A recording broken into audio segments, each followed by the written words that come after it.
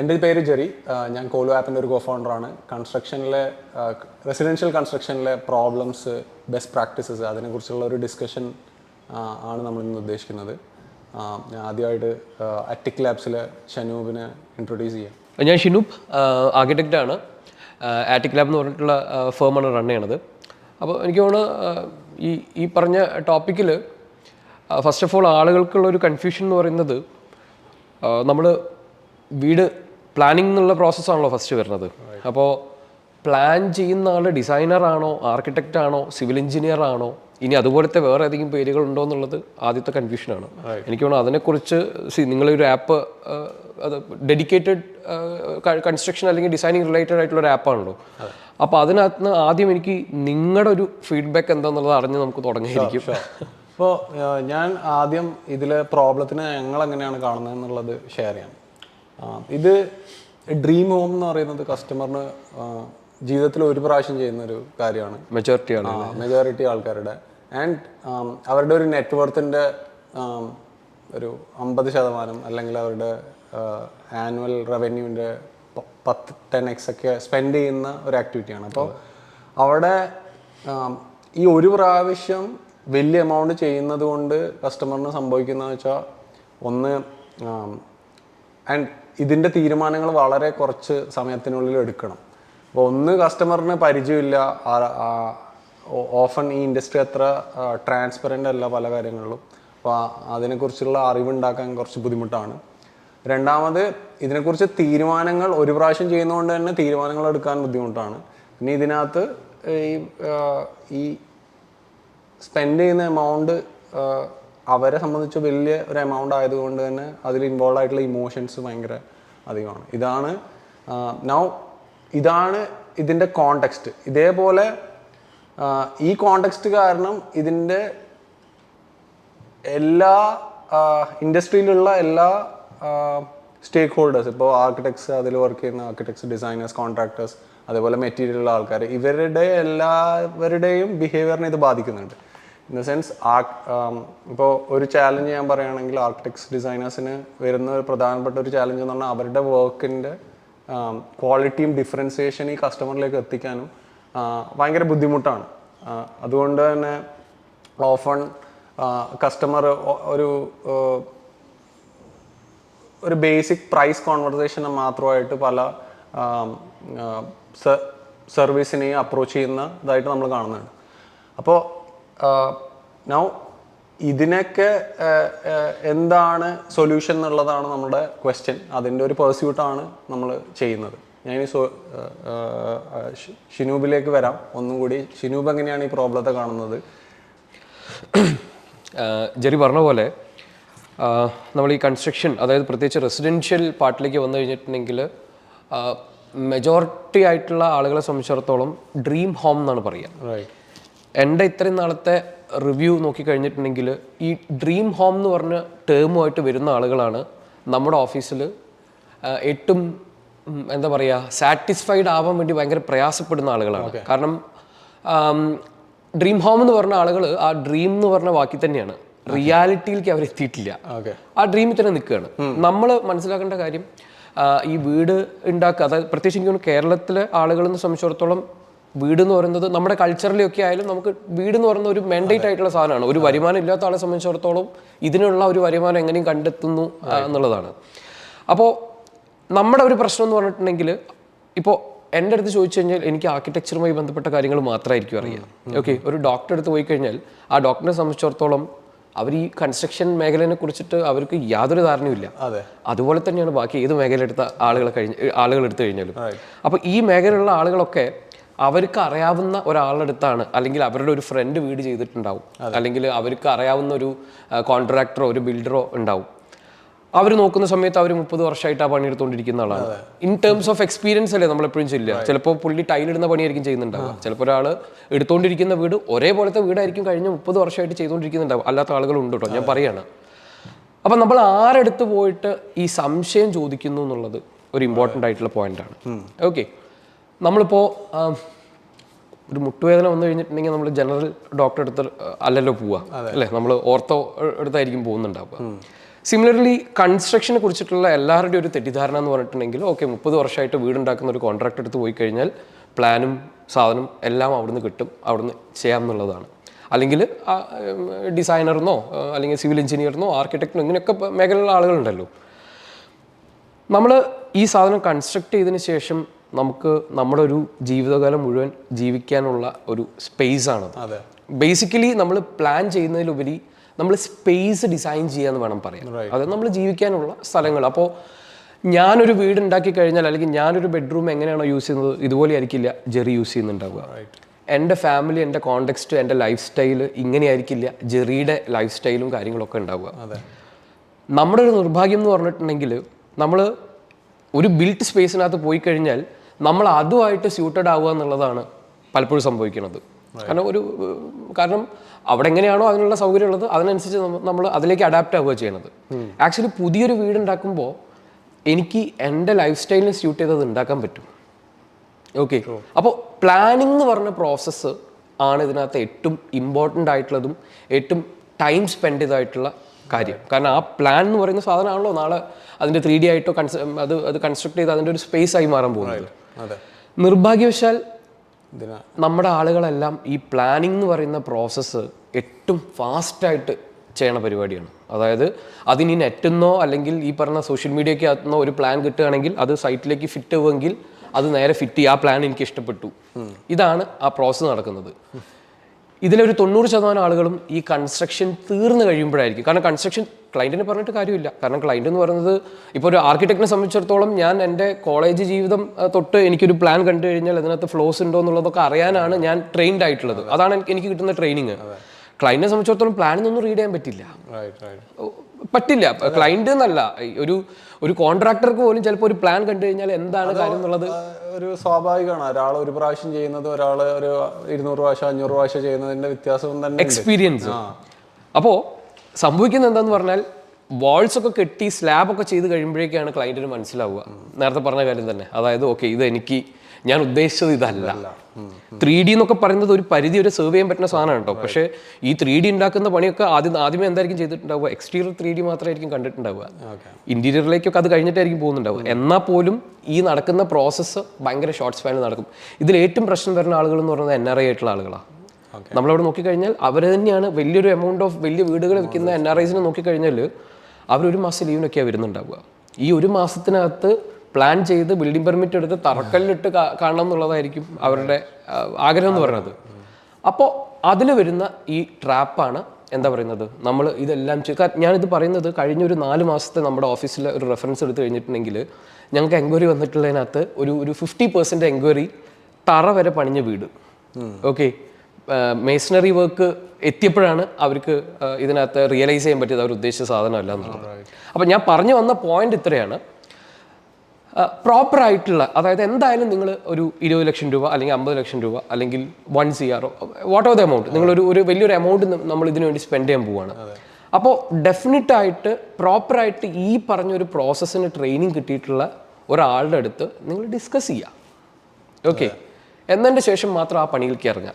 അതാണ് ആ ഫസ്റ്റ് ചോദ്യത്തിനുള്ള എൻ്റെ ഒരു ഉത്തരം എന്ന് പറയുന്നത്. അപ്പോൾ ഞാൻ ജസ്റ്റ് ആഡ് ചെയ്യാം. അപ്പോൾ ഈ കസ്റ്റമർ അവയർനെസ്, കസ്റ്റമർ അണ്ടർസ്റ്റാൻഡിങ് എന്നുള്ളത് ഈ ഒരു മേഖലയുടെ ഒരു വലിയ പ്രോബ്ലമായിട്ട് നമ്മൾ കാണുന്നു. അതായത് കസ്റ്റമറിന് എന്ത് ക്വസ്റ്റ്യൻസ് ആണ് ചോദിക്കേണ്ടത്, എങ്ങനെയെങ്കിലും വീട് ചെയ്യാന്നുള്ളതല്ല, നല്ല രീതിയിൽ ചെയ്യാൻ ഞാൻ എന്ത് ക്വസ്റ്റ്യൻസ് ആണ് ചോദിക്കേണ്ടത്, അതിനെവിടെ പോകണം, അതിനെ ഒരു സിസ്റ്റമാറ്റിക് ആയിട്ട് ഒരു നല്ല ഡിസിഷൻ എങ്ങനെ എടുക്കാം എന്നുള്ളത്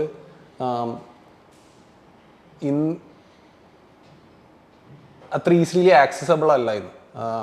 ഇപ്പോൾ യൂട്യൂബ് പോലെയുള്ള പ്ലാറ്റ്ഫോംസ് വന്നിട്ട് കസ്റ്റമേഴ്സിന് കുറേ കാര്യങ്ങളെ പറ്റിയിട്ടുള്ള അവയർനെസ്സും എഡ്യൂക്കേഷനും ഉണ്ടാക്കി തുടങ്ങിയിട്ടുണ്ട്. അതിൻ്റെ പോലെ ഞങ്ങൾ അതായത് കോലോ ഒരു പ്രോഗ്രാം സ്റ്റാർട്ട് ചെയ്തിട്ടുണ്ട്. നമ്മൾ സ്പെസിഫിക്കലി സോൾവ് ചെയ്യുന്നത് കസ്റ്റമേഴ്സിന് പ്രൊഫഷണൽസിനെ ചൂസ് ചെയ്യുക എന്ന് പറയുന്ന ഒരു സ്റ്റെപ്പ് ഹെൽപ്പ് ചെയ്യുക എന്നുള്ളത്. അപ്പോൾ അവിടെ ഈ പറഞ്ഞ പോലെ ഓരോ റിക്വയർമെൻറ്റിനും അതിനനുസരിച്ചുള്ള കസ്റ്റമേഴ്സിനെ റാങ്ക് ചെയ്ത് അതിൽ നിന്ന് ബെസ്റ്റ് പ്രൈസും കൂടി പ്രൊവൈഡ് ചെയ്യുന്ന ഒരു സൊല്യൂഷനാണ് നമ്മൾ ചെയ്യുന്നത്. അപ്പോൾ അത് അവിടെ എന്തൊക്കെ ക്വസ്റ്റ്യൻസ് ആണ് എൻ്റെ റിക്വയർമെൻറ്റിന് ചോദിക്കേണ്ടത്, അതിനനുസരിച്ചുള്ള പ്രൊഫഷണൽ ആരാണെന്നുള്ളത് കണ്ടെത്തുക എന്നുള്ള ഒരു സൊല്യൂഷനാണ് നമ്മൾ ഇന്ന് ചെയ്യുന്നത്. അത് ആകെ ഇവിടെ കസ്റ്റമറിന് ഒരുപാട് സംശയങ്ങൾ ഉണ്ടാവും, പക്ഷേ അതിൻ്റെ ഒരു പോർഷൻ മാത്രമേ ഇന്ന് നമുക്ക് അഡ്രസ്സ് ചെയ്യാൻ പറ്റുന്നുള്ളൂ. ഓക്കെ നമ്മൾ വീട് കൺസ്ട്രക്ട് ചെയ്യാനുള്ള പ്ലാനിലേക്ക് എത്തിക്കഴിഞ്ഞാൽ ഡെഫിനറ്റ്ലി അതെപ്പോഴും ഞാൻ പറയുന്ന കാര്യം, അതിൻ്റെ പ്ലാനിങ് എന്ന് പറയുന്ന അതൊരു പ്രോസസ്സാണ്. ഇരുന്നങ്ങ് പ്ലാൻ വരയ്ക്കുക എന്നുള്ളതല്ല. അതായത് ഒരു എക്സാമ്പിൾ പറയാം. ഇപ്പോൾ ജെറിന് ഒരു 3 BHK ആണ് ജെറിയുടെ റിക്വയർമെൻറ്റ്. ഓക്കെ, നമ്മുടെ ഓഫീസിൽ ഞാൻ അങ്ങനെ പറഞ്ഞുതരാം. ഇപ്പോൾ നമ്മുടെ ഓഫീസിൽ വന്നു കഴിഞ്ഞാൽ നമ്മൾ ആദ്യമേ ഡിസ്കസ് ചെയ്യുന്നത് നമ്മൾ ബേസിക്കലി പ്ലാൻ വരയ്ക്കുക എന്നുള്ള ഉപരി അവർക്ക് അവരുടെ ജീവിതം മുമ്പോട്ട് കൊണ്ടുപോകാനുള്ള ഒരു സ്പേസാണ് നമ്മൾ കൊടുക്കുന്നത്. അപ്പോൾ അവരെന്താന്നുള്ളത് അറിഞ്ഞിരിക്കുക എന്നുള്ളത് നമുക്ക് ഇമ്പോർട്ടൻ്റ് ആണ്. ഓക്കെ, അപ്പോൾ ആ ഡിസ്കഷനിലൂടെ നമ്മൾ പലപ്പോഴും ക്ലൈൻറ്റ് എന്തെങ്കിലും റെഫറൻസിലായിരിക്കും എനിക്ക് 5 ബെഡ്റൂം വേണം, 4 ബെഡ്റൂം വേണം എന്നൊക്കെ പറഞ്ഞ് വരുന്നുണ്ടാവുക. ഞങ്ങൾ അതെല്ലാം മാറ്റി വയ്ക്കും. ഓക്കെ, ഇനീഷ്യലി നമ്മൾ ക്ലൈൻറ്റിനെ അറിയുക എന്നുള്ളതാണ്. ക്ലൈൻറ്റിനെ സംബന്ധിച്ചിടത്തോളം നിങ്ങൾക്ക് ഏത് മൊമെൻറ്റിലും നിങ്ങൾക്ക് കാര്യങ്ങൾ ഡിസ്കസ് ചെയ്യാനും നിങ്ങളുടെ റിക്വയർമെൻറ്റ്സ് ഡിസ്കസ് ചെയ്യാനും പറ്റുന്ന വൈബിലുള്ള ഒരാളെ തിരഞ്ഞെടുക്കുക എന്നുള്ളത് ഇമ്പോർട്ടൻ്റ് ആണ്. കാരണം n number of architects, n number of civil engineers, designers ഒക്കെ നമ്മുടെ കേരളത്തിൽ മാത്രം അവൈലബിൾ ആണ്. ഓക്കെ, അപ്പോൾ ഞാൻ എങ്ങനെ ഒരാളെ തിരഞ്ഞെടുക്കും ഇതിനകത്ത്? അപ്പോൾ ഡെഫിനറ്റ്ലി ഇത്രയും ആർക്കിടെക്ട്സ്, നമ്മൾ പണ്ട് മോഹൻലാലിനും മമ്മൂട്ടിനൊക്കെ പറഞ്ഞതുപോലെ 2 ആൾക്കാർ സർവൈവ് ചെയ്യുന്നത് അവരുടെ ഒരു സ്റ്റൈൽ, അവരുടെ ഒരു പാറ്റേൺ ഉണ്ട്. സിമിലർലി ആർക്കിടെക്ട്സ് എടുത്താലും സിവിൽ എഞ്ചിനീയേഴ്സിന് എടുത്താലും ഡിസൈനേഴ്സിന് എടുത്താലും ഒക്കെ അവർക്കൊരു പെർട്ടിക്കുലർ സ്റ്റൈൽ ഉണ്ടാവും. ഓക്കെ, ആ സ്റ്റൈല് നമുക്ക് ഇനീഷ്യലി മനസ്സിലാക്കാൻ പറ്റുന്നത് അതിൻ്റെ എലിവേഷനോ അല്ലെങ്കിൽ അതിൻ്റെ അവർ യൂസ് ചെയ്തിട്ടുള്ള മെറ്റീരിയൽസോ അല്ലെങ്കിൽ അതിൻ്റെ ഒരു ടോട്ടാലിറ്റിയിൽ മാത്രമായിരിക്കും. ഓക്കെ, എനിക്ക് ഇങ്ങനത്തെ ഈ പുള്ളി ചെയ്യുന്ന വീട് എൻ്റെ ഒരു മനസ്സിലുള്ള വീടാണ്. അങ്ങനെ ആളുകളെ ഒന്ന് ഷോർട്ട് ലിസ്റ്റ് ചെയ്യുക ഇന്ന് വളരെ ഈസി അല്ലേ. ഇൻസ്റ്റാഗ്രാമിലോ യൂട്യൂബിലോ അല്ലെങ്കിൽ ഫേസ്ബുക്കിലോ ഒക്കെ കയറി ഒരു ഇമേജ് വെച്ച് സെർച്ച് ചെയ്ത് കഴിഞ്ഞാൽ അത് ഏത് ഫേം ചെയ്താന്നുള്ളത് നമുക്ക് അറിയാൻ പറ്റും. അപ്പോൾ ആ രീതിയിൽ നിങ്ങളുടെ മനസ്സിൽ ഉദ്ദേശിച്ച ഒരു ടൈപ്പ് ഓഫ് ആളൊക്കെ ആണെങ്കിൽ അങ്ങനെ ഫേംസിനെ ഞാൻ ക്ലൈൻറ്റിൻ്റെ കാര്യം പറയുന്നത്, അത്തരത്തിൽ ഷോർട്ട് ലിസ്റ്റ് ചെയ്ത് കഴിഞ്ഞിട്ടുണ്ടെങ്കിൽ അത്തരത്തിലുള്ള ഫേമുകളായിട്ട് കോൺടാക്ട് ചെയ്യുക. ഓക്കെ, ആർക്കിടെക്ട്സിൻ്റെ ഫേം ആണെങ്കിൽ അത് എനിക്ക് ആ പെർസ്പെക്റ്റീവിലെ പറയാൻ അറിയും. ആർക്കിടെക്ചർ ഫേം ആണെങ്കിൽ അവരുടെ ഒരു എക്സ്പെർട്ടൈസും അവരുടെ ഓഫീസ് ഇരിക്കുന്ന ലൊക്കേഷനോ അല്ലെങ്കിൽ അവർ എത്ര നാളായിട്ട് ഈ പ്രൊജക്റ്റിൽ ചെയ്യുന്നുണ്ട്, അവരുടെ കൈൻഡ് ഓഫ് പ്രൊജക്റ്റ്, ഇതെല്ലാം വെച്ചിട്ടായിരിക്കും ഒരു ആർക്കിടെക്റ്റിന്റെ സർവീസ് ഫീ വരുന്നത്. അപ്പോൾ അത് ആദ്യമേ അങ്ങ് ചോദിക്കുക, നിങ്ങൾക്ക് അഫോർഡബിൾ ആണോ അല്ലയോ എന്നുള്ളത്. കാരണം ഫ്രീ ആയിട്ട് ഏതായാലും ഒരാളും സർവീസ് ചെയ്യില്ല. ആർക്കിടെക്ട് എന്നുള്ളത് ആരും ഫ്രീ ആയിട്ട് സർവീസ് ചെയ്യൂല. ഓക്കെ, അപ്പോൾ നിങ്ങൾക്ക് അത് അഫോർഡബിൾ ആണെന്ന് ഫീൽ ചെയ്ത് കഴിഞ്ഞിട്ടുണ്ടെങ്കിൽ ആ അഫോർഡബിൾ ആയിട്ടുള്ള കുറച്ച് ഫേമുകളെ നിങ്ങൾ ഷോർട്ട് ലിസ്റ്റ് ചെയ്യുക. വേണമെങ്കിൽ ഒരു അപ്പോയിൻമെൻ്റ് എടുത്ത് പോയി സംസാരിക്കുന്നതിനകത്തും തെറ്റില്ല. നമുക്ക് കംഫർട്ടബിൾ ആയി കഴിഞ്ഞാൽ മാത്രമേ നമുക്ക് നമ്മുടെ കാര്യങ്ങൾ ഡിസ്കസ് ചെയ്യാൻ പറ്റൂ. ഇപ്പോൾ നിങ്ങൾ എൻ്റെ ക്ലൈൻ്റാണ്, ഞാൻ ഒട്ടും നിങ്ങൾ പറയുന്ന കാര്യങ്ങളോ നിങ്ങളുടെ സ്റ്റൈലോ ആയിട്ടോ ഞാൻ കംഫർട്ടബിൾ അല്ല എന്നുണ്ടെങ്കിൽ പിന്നെ ഒരു മെക്കാനിക്കൽ പ്രോസസ്സ് നടക്കുന്നുണ്ടാവും. അത് ഏത് രീതിയിൽ ഔട്ട്പുട്ട് കിട്ടുന്നുള്ളത് നമുക്ക് പറയാൻ പറ്റില്ല. പക്ഷെ നമ്മൾ ഒരു കംഫർട്ടബിൾ സ്റ്റേജിലാണെന്നുണ്ടെങ്കിൽ എനിക്ക് കറക്റ്റായിട്ട് നിങ്ങളുടെ റിക്വയർമെൻറ്റ്സ് എന്താണ്, നിങ്ങളെന്താണ്, അല്ലെങ്കിൽ എങ്ങനെ. കാരണം എൻ്റെ കുറച്ച് നാളത്തെ എക്സ്പീരിയൻസ് കൊണ്ട് നിങ്ങൾ ഈ പറയുന്ന കാര്യങ്ങൾ ഒരു ബ്ലണ്ടർ ആയിരിക്കുമോ അല്ലെങ്കിൽ അത് വേറൊരു രീതിയിൽ ചെയ്യുന്നതാണ് നിങ്ങൾക്ക് നല്ലതെന്നുള്ളത് എനിക്ക് അപ്പോഴാണ് എൻ്റെ സർവീസ് സ്റ്റാർട്ട് ചെയ്യണത്. അല്ലെങ്കിൽ ഞാൻ വെറും ഒരു പ്ലാൻ വരയ്ക്കുന്ന ആൾ മാത്രമായി മാറുകയാണ്. നിങ്ങൾ എൻ്റെ കൈ പിടിപ്പിച്ച് വരയ്ക്കുന്ന സ്ഥിതി പറയും. അതായത് നിങ്ങൾക്ക് തന്നെ അറിയുണ്ടാവില്ല നിങ്ങൾക്ക് എന്താ വേണ്ടതെന്ന്. ഒരു 200 റെഫറൻസ് ആയിട്ട് നിങ്ങൾ വരും. ലിവിംഗ് റൂം ഇങ്ങനെ വേണം, ഡൈനിങ് അങ്ങനെ വേണം, എലിവേഷൻ ഇങ്ങനെ വേണം.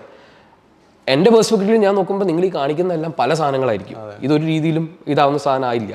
അപ്പോൾ അതെനിക്ക് നിങ്ങളുടെ അടുത്ത് കമ്മ്യൂണിക്കേറ്റ് ചെയ്ത് കംഫർട്ടബിളി ആയിട്ട് ചെയ്യാൻ പറ്റുന്ന ഒരു സ്റ്റേജിലേക്ക് നിങ്ങൾ എത്തിക്കഴിഞ്ഞു കഴിഞ്ഞാൽ ആ പ്ലാനിംഗ് എന്ന് പറയുന്ന പ്രോസസ്സിലൂടെ നിങ്ങൾക്ക് വേണ്ട, നിങ്ങൾ കംഫർട്ടബിൾ ആയിട്ടുള്ള. അപ്പോൾ ഇതിൻ്റെ ഈ പ്ലാനിംഗ് എന്ന് പറയുന്ന പ്രോസസ്സ് നടക്കുന്ന സമയത്ത് പല കാര്യങ്ങളുണ്ട്. ഈ പ്ലാനാണ് ടോട്ടൽ ബഡ്ജറ്റ് ഡിസൈഡ് ചെയ്യാൻ പോകുന്നത്. ഈ പ്ലാനാണ് നിങ്ങൾ ആ വീടിനകത്ത് കംഫർട്ടബിൾ ആയിട്ട് ജീവിക്കില്ല എന്നുള്ളത് പറയാൻ പോകുന്നത്. ഈ പ്ലാനാണ് അല്ലെങ്കിൽ അതിന്റെ ഓറിയന്റേഷൻ ആണ് പ്രോജക്റ്റിന്റെ ഒരു 70% ഇമ്പാക്റ്റും ഈ സ്റ്റേജിലാണ്. ഓക്കെ, ആ ഒരു 30%, അതായത് അത് പക്ഷേ ആ 30% അതിലേക്ക് നമുക്ക് വരാം. അതായത് 70% നമ്മൾ ഈ സ്റ്റേജിലാണ് നടക്കുന്നത്. അത് കഴിഞ്ഞിട്ടുള്ള 30% ആണ് വീടിന്റെ ഒരു 70% കോസ്റ്റിനെ ഡിസൈഡ് ചെയ്യുന്നത്. അപ്പോൾ നമുക്ക് അതിലേക്ക് വരാം. അപ്പോൾ ഈ സ്റ്റേജിൽ ഇത്രയും കാര്യങ്ങൾ വെച്ച് കഴിഞ്ഞാലാണ് നിങ്ങൾക്ക് അവിടെ നാച്ചുറൽ ആയിട്ട് വരുമോ അല്ലെങ്കിൽ ഏതൊരു ബിൽഡിങ്ങും ഞാൻ എന്തുകൊണ്ടാണ് ഒരു കോപ്പി എടുത്തിട്ടുള്ള ഒരു പ്ലാൻ സൈറ്റിൽ കൊണ്ട് വെക്കരുതെന്ന് പറയുന്ന ഒരു റീസൺ ഉണ്ട്. എല്ലാ സിറ്റുവേഷനിലും വേറെ വേറെ അവിടെ നമുക്ക് മേജറായിട്ട് ഒരാൾ പോകുന്നുണ്ട്, സൺ എന്ന് പറയുന്ന ആള്. പുള്ളി ഒരു സൈഡിൽ നിന്ന് മറ്റേ സൈഡിലേക്ക്, ഈസ്റ്റ് നിന്ന് വെസ്റ്റിലേക്ക് പോകുന്നുണ്ട്. ആ സൈറ്റിന്റെ കോണ്ടെക്സ്റ്റ് അനുസരിച്ചിട്ട് പല രീതിയിൽ നമുക്ക് അവിടെ കാറ്റ്, ക്രോസ് വെന്റിലേഷൻസ് ഒക്കെ നടക്കുന്നുണ്ട്. അപ്പോൾ അത് സൈറ്റിൽ നമുക്കൊരു ഒരു വിൻഡ് പാത്ത് ഉണ്ടെങ്കിൽ അതിനെ നമുക്ക് വീടിൻ്റെ അകത്ത് കൊണ്ടുവരണമെങ്കിൽ നമ്മൾ വീടിനെ പെർട്ടിക്കുലർ ഓറിയൻറ്റേഷനിൽ പ്ലേസ് ചെയ്യണം. ഒരു എൻട്രി ചെയ്യാനോ എക്സിറ്റ് ചെയ്യാനൊക്കെ ഉള്ള പ്രോപ്പറായിട്ടുള്ള ഓപ്പണിങ്സ്, ആ ഓപ്പണിങ്സ് അടച്ചിട്ടിട്ട് കാര്യമില്ല, അത് തുറക്കാൻ പറ്റുന്ന രീതിയിലായിരിക്കണം. അപ്പോൾ ഇത്രയും കാര്യങ്ങൾ ചെയ്തു കഴിഞ്ഞാൽ ഒരു ബ്രീത്തബിൾ ആയിട്ടുള്ള ഒരു സ്പേസ് നമുക്ക് കിട്ടും. നമ്മൾ ചില വീടൊക്കെ കണ്ടിട്ടില്ലേ, ഒരു ഉള്ളിലേക്ക് കയറുമ്പോൾ ചിലപ്പോൾ ഒരു സഫോക്കേഷൻ ആയിരിക്കും. അപ്പോൾ അത് പ്ലാനിങ്ങിൽ വരുന്ന പ്രശ്നമാണ്. പ്ലാനിങ്ങിൽ നമ്മൾ ശ്രദ്ധിച്ചു കഴിഞ്ഞാൽ എന്ന് വെച്ച് ഒരു ഫ്ലോസ് ഉണ്ടാവില്ല എന്ന് ഞാൻ പറയില്ല, പക്ഷെ നമുക്കൊരു 90% ഇത്തരത്തിലുള്ള ഫ്ലോസ് നമുക്ക് അവോയ്ഡ് ചെയ്യാൻ പറ്റും. അപ്പോൾ അതിന് നമ്മൾ കറക്റ്റായിട്ട് ഒരു സൈഡ് കാര്യങ്ങളൊക്കെ ഇതിൽ കുറെ കാര്യങ്ങൾ ഓൾറെഡി സോൾവ് ആയിട്ടും, കാരണം റെസിഡൻഷ്യൽ കൺസ്ട്രക്ഷനിലുള്ള സിനാരിയോസ് വേൾഡിന് പുതിയ സിനാരിയോസ് ആയിരിക്കില്ലല്ലോ. അപ്പോൾ അത് റിപ്പീറ്റഡ് ആയിട്ട് കാണുന്ന ഒരാളുടെ ഇൻസൈറ്റ് തന്നെ ശരിക്കും നല്ല രീതിയിൽ നമ്മുടെ ഔട്ട്കത്തിനെ ഇൻഫ്ലുവൻസ് ചെയ്യാൻ പറ്റേണ്ടതാണ്. റൈറ്റ്. അപ്പോൾ ഈ സനൂപ് പറഞ്ഞ പല സ്റ്റെപ്സും, അപ്പോൾ ഞങ്ങൾ ഇപ്പോൾ കോലോൻ്റെ പെർസ്പെക്റ്റീവിൽ നിന്ന് ഇൻസ്പയർഡ് ആയിട്ടുള്ളത് ഈ ഐ വുഡ് സേ കേരളത്തിലുള്ള ഇൻഫ്ലുവൻസേഴ്സ് പറഞ്ഞിട്ടുള്ളതും നമ്മൾ ഈ ഇൻഡസ്ട്രിയിൽ ഒബ്സർവ് ചെയ്തിട്ടുള്ളതുമായിട്ടുള്ള പല ഗ്യാപ്സൊന്നും ഞങ്ങൾ ഈ പ്രോഗ്രാം ഡെവലപ്പ് ചെയ്തത് ഈ സ്റ്റെപ്സ് സ്മൂത്തായിട്ട് എക്സിക്യൂട്ട് ചെയ്യാൻ സഹായിക്കും. അപ്പോൾ കോലോൻ്റെ കോർ എന്ന് പറഞ്ഞൊരു ഡാറ്റ കമ്പനിയാണ്. അപ്പം ഞങ്ങൾ ഈ ഇപ്പോൾ കൊച്ചി നോക്കുവാണെങ്കിൽ ഇവിടെയുള്ള 2000 പ്രൊഫഷണൽസിൻ്റെ അവരേതൊക്കെ പ്രൊജക്റ്റ് ചെയ്തിട്ടുണ്ട്, അവരുടെ റേറ്റിങ്സ് എന്താണ്, അവരുടെ ഏത് ടൈപ്പ് ഓഫ് പ്രൊജക്റ്റാണ്. അപ്പോൾ ഓരോ പ്രൊജക്റ്റിനും ഞങ്ങൾ ടാഗ് ചെയ്യുന്നുണ്ട്. അതായത് ഏത് ടൈപ്പ് ഓഫ് ട്രഡീഷണൽ ആണോ, മോഡേൺ ആണോ, കണ്ടംപററി, അതിലുപയോഗിച്ചിട്ടുള്ള എലിമെൻറ്റ്സ് എന്താണ്. എന്നിട്ട് അതിനനുസരിച്ച് കസ്റ്റമേഴ്സിൻ്റെ ആർക്കിടെക്ട്സ് മനസ്സിലാക്കുന്ന അത്രയും ഡെപ്തിലല്ല, പക്ഷെ എന്നാലും കസ്റ്റമേഴ്സിൻ്റെ ഒരു ലൈഫ് സ്റ്റൈലും ടേസ്റ്റും അവരുടെ റെഫറൻസ് ഇമേജസ് എന്ന് മനസ്സിലാക്കിയിട്ട് നമ്മളൊരു റാങ്കിങ് പ്രൊവൈഡ് ചെയ്യും. ഞാനിപ്പോൾ പറഞ്ഞ പ്രോസസ്സ് തന്നെ. എന്നിട്ട് ഈ ആ ഒരു ഇനീഷ്യൽ ഷോർട്ട് ലിസ്റ്റിൽ നിന്ന് നമ്മൾ ഒരു 3 to 5 ആൾക്കാരെ മീറ്റ് ചെയ്യും. അത് കഴിഞ്ഞിട്ട് നമ്മൾ അവരുടെ നിന്ന് പ്രൈസിങ്ങും, ഈ എന്താണ് പ്രൈസിങ്, എങ്ങനെ പ്രൈസിങ്ങിനെ റീഡ് ചെയ്യണം, അതിൻ്റെ ഓരോ എലമെൻറ്റ്സിൻ്റെയും ഡിഫറൻസ് എന്താണെന്നുള്ളത് എഡ്യൂക്കേറ്റ് ചെയ്ത് ഒരു ഫൈനൽ ഡിസിഷനിലേക്ക് നമ്മൾ കസ്റ്റമറിനെ എത്താൻ സഹായിക്കും. അപ്പോൾ ആ എങ്ങനെ കസ്റ്റമേഴ്സിൻ്റെ തീരുമാനങ്ങൾ നന്നാക്കാം എന്നുള്ളതാണ് നമ്മൾ ഉദ്ദേശിക്കുന്നത്. ഞാൻ തിരിച്ചൊരു ചോദ്യം ചോദിക്കട്ടെ. നിങ്ങൾ ഇത്രയും കാര്യങ്ങൾ അനലൈസ് ചെയ്ത സമയത്ത് കോളനെ സംബന്ധിച്ചിടത്തോളം വാസ്തു എവിടെയാണ് ഇരിക്കുന്നത്? വാസ്തു കോലോനെ സംബന്ധിച്ചിടത്തോളം കോലോ കസ്റ്റമറിൻ്റെ നീഡിനെ മാച്ച് ചെയ്യുക എന്നുള്ളതാണ് അതിൻ്റെ കോർ. അപ്പോൾ വാസ്തു കസ്റ്റമറിന് ഇമ്പോർട്ടൻ്റ് ആണെങ്കിൽ അത് ഒരു പാരാമീറ്ററായി കൺസിഡർ ചെയ്തുകൊണ്ട് കോലോ അതിന് പറ്റിയ ആൾക്കാരെ സജസ്റ്റ് ചെയ്യും. ആ ഒരു റിക്വയർമെൻറ്റ് കൺസിഡർ ചെയ്ത് കഴിഞ്ഞിട്ടുണ്ടെങ്കിൽ കഴിഞ്ഞ ഒരു 5 or 7 years എടുത്തു കഴിഞ്ഞിട്ടുണ്ടെങ്കിൽ വാസ്തു എന്ന് പറഞ്ഞ റിക്വയർമെന്റ് കൂടി വരികയാണോ ചെയ്തിട്ടുള്ളത്, കുറഞ്ഞു വരികയാണോ ചെയ്തിട്ടുള്ളത്? എനിക്ക് നല്ലൊരു സെൻസ് ഇല്ല. കൂടി വരിക ചെയ്തിട്ടുള്ളത്. ഓക്കെ. കാരണം ബഡ്ജറ്റ് വൈസ് വരുന്ന സമയത്ത് ഭയങ്കര വില്ലനായിട്ട് വരുന്ന ഒരാളാണ് ഈ വാസ്തു എന്ന് പറയുന്നത്. അതുപോലെ തന്നെ നമ്മുടെ പ്ലാനിങ്ങിനെ ഭയങ്കര റിജിഡാക്കി വെക്കാനും വരുന്ന ഒരു സാധനമാണ്. ഞാൻ വാസ്തു എന്നുള്ള ആ ടേം യൂസ് ചെയ്യുമ്പോൾ കുറച്ച് കാര്യങ്ങളുണ്ടാവും, ഞാൻ പറയാം. വാസ്തു എന്നുള്ളതല്ല, ഇതിനകത്തെ ബ്ലൈൻഡ് ആയിട്ടുള്ള, ഇതിനെക്കുറിച്ച് ഒരു ധാരണയില്ലാത്ത ബിലീഫ്സ് ഉണ്ടല്ലോ, അതാണ് ഇതിനകത്ത് വില്ലനായിട്ട് വരുന്നത്. നേരെ മറിച്ച് ഒരു എക്സ്പോഷർ ഉള്ള ആളെ സംബന്ധിച്ചിടത്തോളം ഇതിൻ്റെ ഒരു സയൻറ്റിഫിക് പാർട്ട് എന്താണെന്നുള്ള അറിയുന്ന ആൾക്കാർക്ക് തലവേദന ഇല്ല. അല്ലാത്ത ആളുകൾ ഈ ഒരൊറ്റ സാധനം പല രീതിയിൽ ആ പ്രൊജക്റ്റിനെ ഇൻഫ്ലുവൻസ് ചെയ്യും. ഇന്ന് നമ്മുടെ കോൺവെർസേഷനിൽ നമ്മൾ ആ ഒരു ഈ അവർ ഇപ്പോൾ കസ്റ്റമറിന് വാസ്തു കംപ്ലൈൻ്റ് ആയിട്ടുള്ള ഒരു പ്രൊഫഷണലുമാണെങ്കിൽ നമ്മളത് ഫെസിലിറ്റേറ്റ് ചെയ്യുന്നുള്ളത്. നമ്മളൊരു ആക്റ്റീവ് പൊസിഷൻ നമ്മുടെ സൈഡിൽ നിന്ന് ഇന്ന് എടുക്കുന്നില്ല. ഓക്കെ. പക്ഷേ ഓരോ പ്രൊഫഷണലും എങ്ങനത്തെ കോണ്ടെക്സ്റ്റിലാണ് നല്ലത് എന്നുള്ളൊരു സജഷൻ നമ്മളടുത്ത് ഉണ്ട്. അവരുടെ ഡിഫറൻസ് എന്താണെന്നുള്ളത് നമ്മൾ ഹൈലൈറ്റ് ചെയ്യാൻ പറ്റും. ഓക്കെ. അപ്പോൾ ലെറ്റ്സ് സേ ട്രഡീഷണലിൽ 10 പ്രോജക്റ്റ് ചെയ്ത ഒരാൾ is very different from traditional ഒരു പ്രോജക്റ്റ് ചെയ്ത ഒരാൾ. അവർ ചെയ്യാൻ പറ്റും എന്നുള്ളത് ഡസൻ മീൻ എല്ലാവരും ഒരേപോലെയാണ് ചെയ്യുക, അങ്ങനത്തെ കാര്യങ്ങൾ നമ്മളെ സൈഡിൽ നിന്ന് ആക്റ്റീവായിട്ട് എഡ്യൂക്കേറ്റ് ചെയ്യുന്നുണ്ട്. ഓക്കെ. അല്ല, ഈ വാസ്തു എന്ന് പറയുമ്പോഴേക്കും ഇതേ ഉള്ളൂ, നമ്മൾ ബേസിക്കലി ബിലീഫ്സ് ആണ് പ്രശ്നം. ഓക്കെ. അപ്പോൾ ആ ബിലീഫ് എടുത്തിട്ട് എന്നാൽ അതിനെ കുറിച്ചിട്ട് പ്രോപ്പർ ആയിട്ടുള്ള നോളജ് ഇല്ലാതെ വരുന്ന സമയത്ത് നമ്മളെ സംബന്ധിച്ചിടത്തോളം രണ്ട് രീതിയിൽ ഞാൻ അതിനെ കാണാറുണ്ട്. ചില ആളുകൾ വാസ്തു എന്ന് പറഞ്ഞ് വരുമ്പോൾ നമുക്ക് പ്ലാനിങ് പ്രോസസ്സ് ഭയങ്കര ഈസി ആയിരിക്കും. അതിനുള്ള റീസൺ എന്ന് പറഞ്ഞാൽ ഭയങ്കര ലിമിറ്റഡ് ആയിട്ടുള്ള ഒരു സൈറ്റാന്ന് വിചാരിക്കും, ചേഞ്ച് ചെയ്യാൻ കുറേ കാര്യങ്ങൾ. നമുക്ക് അതിനകത്ത് വാസ്തു ഇല്ല, സാറിന് ഫുൾ ഫ്രീഡം ഉണ്ടെന്ന് പറഞ്ഞു കഴിഞ്ഞാൽ അവിടെ അഡ്വാൻറ്റേജ് സൈഡ് നമുക്ക് അവിടെ ക്രിയേറ്റീവ് ആയിട്ടുള്ള സാധനങ്ങൾ ട്രൈ ചെയ്യാൻ പറ്റും. അതിൻ്റെ അടുത്ത സൈഡ് അല്ലെങ്കിൽ നമ്മൾ വേറൊരു പെർസ്പെക്റ്റീവിൽ ആലോചിച്ച് കഴിഞ്ഞിട്ടുണ്ടെങ്കിൽ അവിടെ പണി വളരെ കുറവായിരിക്കും. കാരണം പലപ്പോഴും നമ്മൾ ഈ കാര്യങ്ങളൊക്കെ ചെയ്ത് ഒരു വാസ്തു അവിടെ നിങ്ങളെ എഡ്യൂക്കേറ്റ് ചെയ്യാൻ ശ്രമിക്കാറുണ്ടോ? അതായത് എന്താണ് ഇതിന്റെ ട്രേഡ് ഓഫ് എന്നുള്ളത്? ഇത് ഞാൻ ഓഫീസ് തുടങ്ങുന്ന സമയത്ത് 2016 ഒരു കൊറോണ വരെ ഞാൻ ഭയങ്കരമായിട്ട് എഡ്യൂക്കേറ്റ് ചെയ്യായിരുന്നു. കാരണം ഞാൻ അന്ന് ഫുൾ ടൈം ടീച്ചിങ് ഉണ്ട്, ആർക്കിടെക്ചർ പ്രാക്ടീസ് ഞാനൊരു ഒരു ഒരു പാരലി മാത്രം നടത്തിക്കൊണ്ടുവന്ന ഒരു സമയമായിരുന്നു. വളരെ സെലക്റ്റീവായിട്ട് ഞാൻ ആളുകളെ പ്രൊജക്റ്റ് എടുക്കുന്ന ഒരു സമയമായിരുന്നു. ഇനി പ്രൊജക്റ്റ് ഇല്ലെങ്കിലും കുഴപ്പമില്ല എന്നുള്ള സമയമായിരുന്നു. അപ്പോൾ ഞാൻ എഡ്യൂക്കേറ്റ് ചെയ്യുന്ന പ്രശ്നം എന്ന് പറഞ്ഞാൽ ഈ ബിലീഫ്സിൻ്റെ പ്രശ്നം എന്ന് പറഞ്ഞിട്ടുണ്ടെങ്കിൽ ഞാനിപ്പോൾ ജെറിനെ എഡ്യൂക്കേറ്റ് ചെയ്തു, ഇവിടെ വന്നിരുന്നു, ഞാൻ അടിപൊളിയായിട്ട് ജെറിനെ എഡ്യൂക്കേറ്റ് ചെയ്ത് പുറത്തിറങ്ങി കഴിഞ്ഞിട്ടുണ്ടെങ്കിൽ വീണ്ടും നിങ്ങളുടെ കമ്മ്യൂണിറ്റിയിൽ പോയിട്ട്, അതായത് ഞാൻ ചിലപ്പോൾ പറഞ്ഞിട്ടുണ്ടാവുക നിങ്ങൾ ഇതിൻ്റെ പ്രാക്ടിക്കൽ സൈഡുകളൊക്കെ നിങ്ങൾ ശ്രദ്ധിക്കണം, അത് അൺവാണ്ടഡ് ആയിട്ട് അത്തരത്തിലുള്ള കാര്യങ്ങൾ നോക്കേണ്ടതൊക്കെ ആയിരിക്കും ഞാൻ എഡ്യൂക്കേറ്റ് ചെയ്തിട്ടുണ്ടാവുക. ഞാൻ 2 മണിക്കൂർ സ്പെൻഡ് ചെയ്തു, നിങ്ങൾ 5 മിനിറ്റ് മതി തിരിച്ച് നിങ്ങളുടെ പഴയ സ്റ്റേറ്റിലേക്ക് പോകാൻ. ഓക്കെ. അപ്പോൾ പിന്നെ അത് ആ പെർസ്പെക്റ്റീവിൽ വിട്ടു. ഞാൻ ഫുൾ ടൈം ആയിട്ട് ഓഫീസിലേക്ക് കോൺസെൻട്രേറ്റ് ചെയ്യാൻ തുടങ്ങിയപ്പോഴേക്കും ഞാൻ എഡ്യൂക്കേറ്റ് ചെയ്യുന്ന ആളുകളൊക്കെ എൻ്റെ അടുത്ത് പോവാണ്. അപ്പോൾ പിന്നെ ഞാനും വാസ്തു ലൈനിലേക്ക് വന്നു. ഓക്കെ, വാസ്തു വേണം, അങ്ങനെയാണെങ്കിൽ ചെയ്യാം. പക്ഷേ ഞാൻ പറയുന്നത് നമ്മൾ ആ വാസ്തു എന്ന് പറഞ്ഞ വാക്കെടുത്തിട്ട് ഞാൻ അങ്ങനെ മോശമാക്കി പറഞ്ഞതല്ല. അതിനകത്ത് ഒരു സയൻറ്റിഫിക് കാര്യങ്ങളുണ്ട്, അല്ലെങ്കിൽ അതിനകത്ത് ടെക്നിക്കലായിട്ടുള്ള നമ്മൾ കൺസിഡർ ചെയ്യേണ്ട കുറേ കാര്യങ്ങളുണ്ട്. അതിനെ നമ്മൾ ഇന്നത്തെ ടെർമിനോളജിയിൽ പറയുമ്പോൾ ബിൽഡിങ്ങിൻ്റെ കോണ്ടെക്സ്റ്റ്, ബിൽഡിങ്ങിന് യൂസ് ചെയ്യുന്ന മെറ്റീരിയൽ, ഓക്കെ, ഈ പറയുന്ന മൂവ്മെൻറ്റിനെ കൺസിഡർ ചെയ്യുന്ന സമയത്ത് ഒരു ഹോട്ടർ സൈഡും ഒരു ഇൻഡയറക്റ്റ് ലൈറ്റ് കിട്ടുന്ന സൈഡും ഉണ്ട്. അപ്പോൾ ഇതിൻ്റെ ബേസിസിലായിരിക്കും നമ്മൾ ഓപ്പണിങ്സിൻ്റെ സൈസ് ഡിസൈഡ് ചെയ്യുക. ഓക്കെ, ഓപ്പണിങ്സ് എവിടെ വെക്കണം, ഇപ്പോൾ ഒരു സ്കൈ ലൈറ്റ് വെക്കണമെന്നുണ്ടെങ്കിൽ അത് ഏത് സൈഡിൽ വെക്കുന്നതായിരിക്കും നന്നാവുക. ക്ലയൻറ്റിൻ്റെ ഒരു ലൈഫ് സ്റ്റൈൽ വെച്ചിട്ട് ക്ലയൻറ്റ് അധിക സമയം ചിലപ്പോൾ ഈ ഒരു സൈഡിലാണ് സ്പെൻഡ് ചെയ്യാൻ പോകുന്നത്.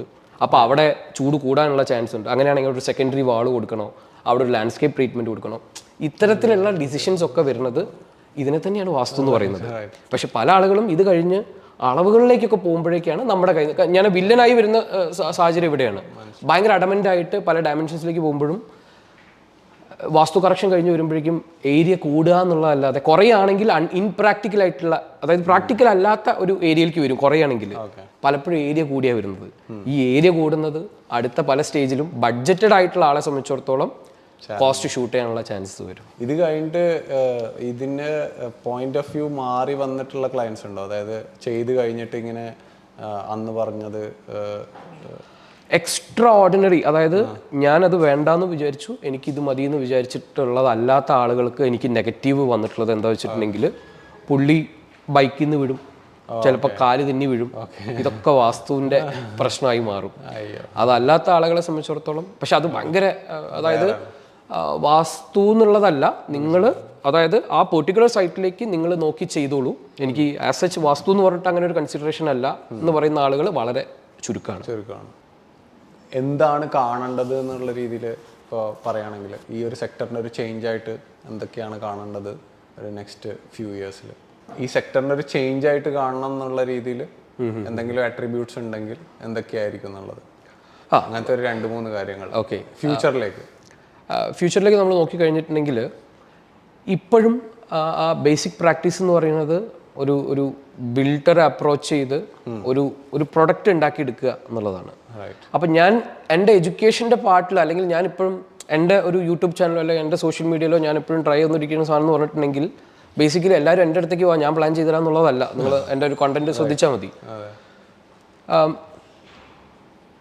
ക്ലയൻറ്റിനെ സംബന്ധിച്ചിടത്തോളം ഓക്കെ, കാരണം നമ്മൾ ഓരോരുത്തരും നമ്മൾ വീടുണ്ടാക്കുന്ന സമയത്ത് നമ്മൾ ഈ പറയുന്ന ഒരു ക്ലയൻറ്റായി മാറുന്ന ആളാണ്. അപ്പോൾ ആ ഒരു യൂസറെ സംബന്ധിച്ചിടത്തോളം ബെസ്റ്റ് പ്രൊഡക്റ്റ് കിട്ടുക എന്നുള്ളത് തന്നെയാണ്. പക്ഷേ അല്ലാത്തൊരു പെർസ്പെക്റ്റീവിൽ നമ്മൾ ഒരു ആർക്കിടെക്റ്റ് അല്ലെങ്കിൽ ബിൽഡർ കോൺട്രാക്ടർ എന്നൊക്കെ പറയുന്ന സമയത്ത് ഞാൻ പലപ്പോഴും ഈ വീടുണ്ടാക്കുന്ന പ്രോസസ്സിനെ ഒരു മൂവി ആയിട്ട് കമ്പയർ ചെയ്യാറുണ്ട്, അല്ലെങ്കിൽ ഒരു മ്യൂസിക് പ്രൊഡക്ഷൻ ആയിട്ടൊക്കെ കമ്പയർ ചെയ്യാറുണ്ട്. അതായത് ഞാനൊരു മ്യൂസിക് പ്രൊഡക്റ്റ് ചെയ്യുന്ന സമയത്ത് അതിനകത്ത് ഒരു പെർട്ടിക്കുലർ ഇൻസ്ട്രുമെൻ്റ് വായിക്കുന്ന ആളെ ആ പറയുന്ന ആളെ ഹയർ ചെയ്ത് കഴിഞ്ഞാൽ എനിക്ക് അവിടെ പ്രോപ്പറായിട്ടുള്ള സർവീസ് കിട്ടുള്ളൂ അല്ലേ. അതായത് നമ്മളെ വീട് ചെയ്യുന്ന സമയത്ത് പ്ലാൻ വരയ്ക്കുന്നതും ഇലക്ട്രിക്കൽ ചെയ്യുന്നതും പ്ലംബിങ് ചെയ്യുന്നതും ഈ എല്ലാ ഡീറ്റെയിൽ ചെയ്യുന്നതും ഒരു കോൺട്രാക്ടർ എന്ന് പറയുന്ന ഒരാളടുത്തേക്ക് പോകുന്ന സമയത്ത് അല്ലെങ്കിൽ അത്തരത്തിലുള്ള പ്രൊജക്റ്റുകളാണ് ഞാൻ നോട്ടീസ് ചെയ്തിടത്തോളം പ്രശ്നമായിട്ട് കണ്ടിട്ടുള്ളത്. നേരെ മറിച്ച് ഇതൊരു ടോട്ടാലിറ്റിയിൽ എടുത്തു കഴിഞ്ഞിട്ടുണ്ടെങ്കിൽ പ്ലാൻ വരയ്ക്കുന്ന പ്രോസസ്സായിരിക്കും ചിലപ്പോൾ ആർക്കിടെക്റ്റിൻ്റെ സൈഡിൽ നിന്ന് വന്നിട്ടുണ്ടാവുക. ഓക്കെ, ആർക്കിടെക്റ്റ് എങ്ങനെ പ്ലാൻ ചെയ്ത് വെച്ചിട്ടും കാര്യമില്ല. ഇത് കൺസ്ട്രക്ട് ചെയ്യുന്ന സ്റ്റേജിൽ തറപ്പണി നടക്കുന്നത് ഒരു സെറ്റ് ഓഫ് പണിക്കാരാണ്. അപ്പോൾ കോർഡിനേഷൻ എന്ന് പറഞ്ഞ ഒരു കാര്യം കൂടെ ഇതിനകത്ത് നടക്കുന്നുണ്ട്. പല ആളുകളും കോസ്റ്റ് സേവ് ചെയ്യാൻ വേണ്ടി ചെയ്യുന്ന പണി എന്ന് പറഞ്ഞിട്ടുണ്ടെങ്കിൽ ആർക്കിടെക്റ്റിൻ്റെ അടുത്ത് നിന്ന് പ്ലാനിങ് വാങ്ങിക്കും, അല്ലെങ്കിൽ ഡിസൈനറുടെ അടുത്തുനിന്നോ ആരെടുത്തുനിന്നായാലും ആ പ്ലാൻ ആൻഡ് 3D മേടിക്കും. എന്നിട്ട് കോസ്റ്റ് കുറയ്ക്കാൻ വേണ്ടിയിട്ട് തറപ്പണി ഒരാളെ ഏൽപ്പിക്കും. അത് കഴിഞ്ഞ് മറ്റേ ബെൽറ്റോ അല്ലെങ്കിൽ പ്ലിന്ത് ബീമോ ചെയ്യുന്ന പണി വേറൊരാളെ ഏൽപ്പിക്കും. ഇങ്ങനെ ചെയ്യുമ്പോഴേക്കും ഭയങ്കര കോസ്റ്റ് സേവ് ചെയ്യുന്നുണ്ട് എന്നാണ് ഈ ചെയ്യുന്ന ആളുടെ വിചാരിക്കുന്നത്. അങ്ങനെയാണ്, അല്ലെങ്കിൽ ക്വാളിറ്റി ഭയങ്കരമായിട്ട് മേക്ക് ഷുവർ ചെയ്യാൻ പറ്റുന്നുണ്ട്. കാരണം മെറ്റീരിയൽ എല്ലാം പുള്ളിയായിരിക്കും പർച്ചേസ് ചെയ്ത് കൊടുക്കുന്നുണ്ടാവുക. പക്ഷേ ആക്ച്വലി ടോട്ടലിലേക്ക് നിങ്ങൾ നോക്കിക്കഴിഞ്ഞിട്ടുണ്ടെങ്കിൽ അവസാനം ആകുമ്പോഴേക്കും ഒരു തുമ്പും തലയില്ല എന്നൊക്കെ നമ്മൾ പറയില്ലേ, അവസാനം ആകുമ്പോഴേക്കും ഭയങ്കര, കാരണം ഒന്നിനും റെസ്പോൺസിബിലിറ്റി എടുക്കാൻ ആരും ഉണ്ടാവില്ല. അല്ലെങ്കിൽ ഈ നോക്കുന്ന ആൾ അത്തരത്തിൽ ഒരു പ്രൊജക്ട് കോർഡിനേറ്റ് ചെയ്യാൻ കപ്പാസിറ്റി, അല്ലെങ്കിൽ കൺസ്ട്രക്ഷൻ ഒക്കെ പലതവണ ചെയ്തിട്ട് ഇത് കോർഡിനേറ്റ് ചെയ്യാൻ പറ്റുന്ന അങ്ങനത്തെ ഒരാളെയാണ് കോൺട്രാക്ടർ എന്ന് പറയുന്നത്. ഈ കോൺട്രാക്ടർ ചെയ്യുന്ന കാര്യങ്ങളൊക്കെ കറക്റ്റായിട്ടാണോ നടക്കുന്നത് എന്നുള്ളത് സൂപ്പർവൈസ് ചെയ്യാൻ വേണ്ടിയിട്ട് വേണമെങ്കിൽ നിങ്ങൾക്ക് ഒരു സൈറ്റ് എഞ്ചിനീയറെ വെക്കാം.